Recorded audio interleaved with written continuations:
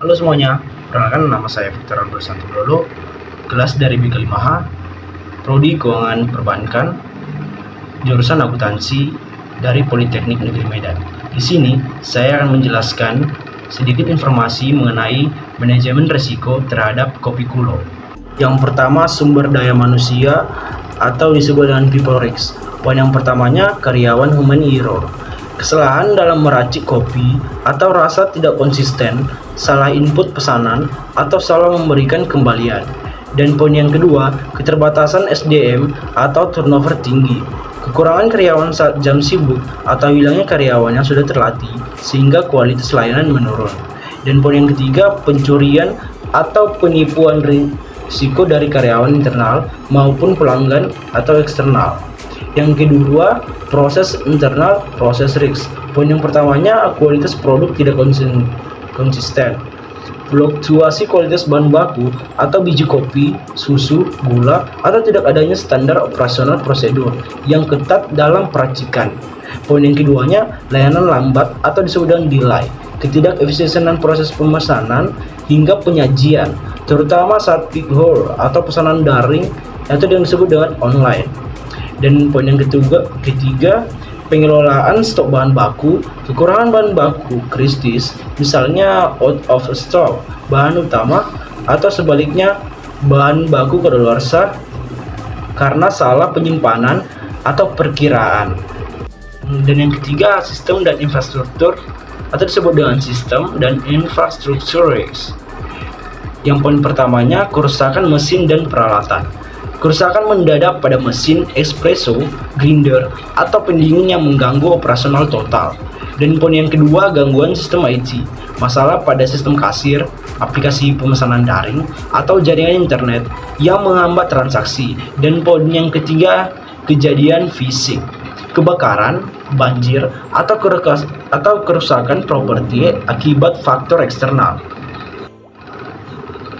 Dan kita akan menjelaskan menangani ketidakpastian penerapan manajemen risiko, dan yang melibatkan 1. Identifikasi dan analisis risiko. Langkah awalnya, kumpulkan semua potensi risiko operasional yang mungkin terjadi, seperti sebelumnya yang saya katakan di setiap outlet. Dan yang kedua, analisis setiap risiko berdasarkan probabilitas atau seberapa sering terjadi dan dampak atau seberapa parah kerugiannya. Contohnya, kerusakan mesin espresso memiliki probabilitas sedang atau terjadi sesekali, namun dampaknya sangat besar atau operasional terhenti. Yang kedua, strategi mitigasi atau penanganan risiko.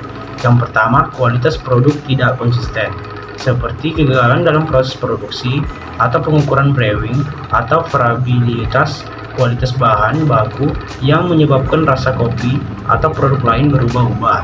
Dan yang kedua, kegagalan peralatan, seperti kerusakan mendadak pada mesin kopi atau espresso, grinder, mesin pendingin, atau sistem kasir yang mengganggu pelayanan. Dan yang ketiga, keterlambatan pelayanan, seperti proses pemesanan, racikan, dan pengiriman yang lambat akibat tidak efisiensinya alur kerja atau kurangnya SDM saat jam sibuk. Dan yang keempat, ketergantungan bahan baku, seperti keterlambatan atau terganggunya pasokan bahan baku utama seperti biji kopi, susu, sirup dari distributor yang dapat menyebabkan stok habis. Dan yang kelima, kesalahan dalam pelayanan. Kesalahan dalam pencatatan pesanan, perhitungan transaksi, penggunaan alat, atau pelayanan yang buruk dari staf. Dan yang keenam, masalah kebersihan dan keamanan, seperti gagal menjaga standar kebersihan dan sanitasi seperti dapur, toilet, area duduk, atau insiden keamanan seperti pencurian. Pemantauan dan tinjauan ulang, seperti monitor indikator risiko, pantau metrik seperti jumlah komplain pelanggan, tingkat kerusakan mesin, atau presentasi selisih stok. Tinjau ulang belakang manajemen risiko harus ditinjau ulang secara berkala, misalnya setiap kuartal, karena lingkungan bisnis atau persaingan tren pasar terus berubah. Dengan menerapkan manajemen risiko yang terstruktur, Kopi Kulo dapat mengubah ketidakpastian menjadi peluang untuk meningkatkan efisiensi operasional dan mempertahankan kualitas yang pada akhirnya akan menjaga loyalitas pelanggan dan keberlanjutan bisnis. Sekian dari informasi yang telah saya berikan. Jika ada salah kata, mohon dimaafkan. Sekian dan terima kasih.